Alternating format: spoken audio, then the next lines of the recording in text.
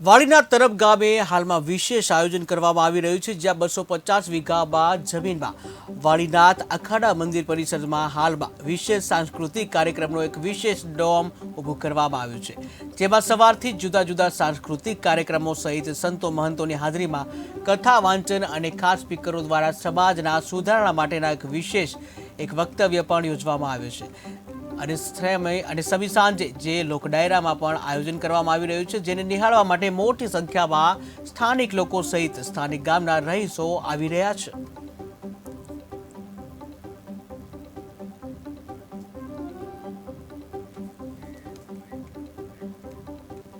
સૌથી પવિત્ર ભૂમિ તરફમાં વાડીનાથ ભગવાનના બેસણા છે.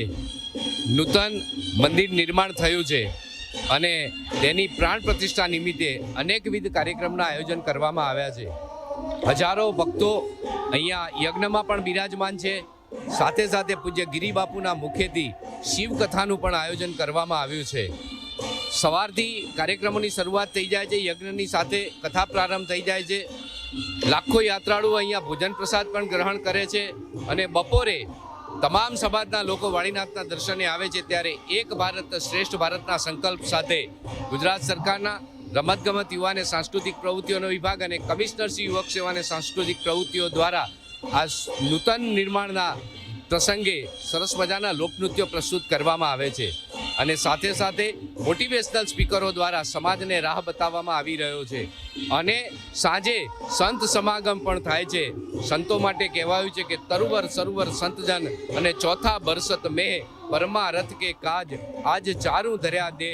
એટલે અનેકવિધ કાર્યક્રમોની સાથે જ્ઞાન ગંગા પણ વહી રહી છે અને ભગવાન વાડીનાથના દર્શન કરી ભક્તો પવિત્ર બની રહ્યા છે. પરમ પૂજ્ય વિરમગીરી સ્વામીથી ચાલેલી આ સિદ્ધ પરંપરા ઉત્તરોત્તર પેઢીમાં બધા જ સિદ્ધ મહાપુરુષો ભજનાનંદી, જેમણે માત્ર આ ધરતીને તપ્ત કરવા માટે થઈને ભજન કરેલું છે, એવી આ ધરતી છે. પરમ પૂજ્ય બળદેવગીરી બાપુ તો ખાલી એક રબારી સમાજ નહીં પણ એક વૈશ્વિક શ્રદ્ધાના ભગવાન તરીકે આ પૃથ્વી પર અવતર્યા. એક અલૌકિક ઘટના છે. પૂજ્ય બળદેવગીરી બાપુનું એક સ્વપ્ન હતું કે વાડીધામ ભવ્યાતિ ભવ્ય શિવ મંદિર બને અને એ સ્વપ્ન આજ સાકાર થઈ રહ્યું છે. અનેક પ્રકારના કાર્યક્રમો આ 7 દિવસ દરમિયાન થશે. કદાચ મારું માનવું છે, અતિશયોક્તિ ન થતી હોય તો ઇતિહાસ સુવર્ણ અક્ષરે આ દિવસો 16મી ફેબ્રુઆરીથી 22મી ફેબ્રુઆરીને સોનાના અક્ષરે લખશે. ત્યારે આ ધરતી છે એ તપની ધરતી છે, ભજનની ધરતી છે. એક આમ તો 1100 કુંડી યજ્ઞ કરવાનું હતું, પરંતુ એક્સટેન્ડ કરી અને 1400 કુંડી મહાયજ્ઞ. તો યજ્ઞ નારાયણની જવાળાઓ જ્યાં જશે, પવિત્ર બ્રાહ્મણ વિદ્વાન બ્રાહ્મણ દેવતાઓ દ્વારા જે મંત્રોચ્ચાર થશે અને મંદિર સંપૂર્ણતઃ વૈદિક પદ્ધતિથી શાસ્ત્રોક્ત નિયમો મુજબ બનેલું છે.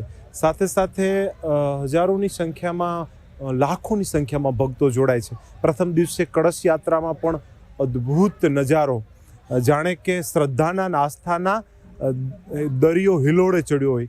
સાથે સાથે તમામ આ જગ્યાઓ ના સંતો મહંતો પૂજ્ય પરમ ચેતનાઓ આ ધરતી પર પધાર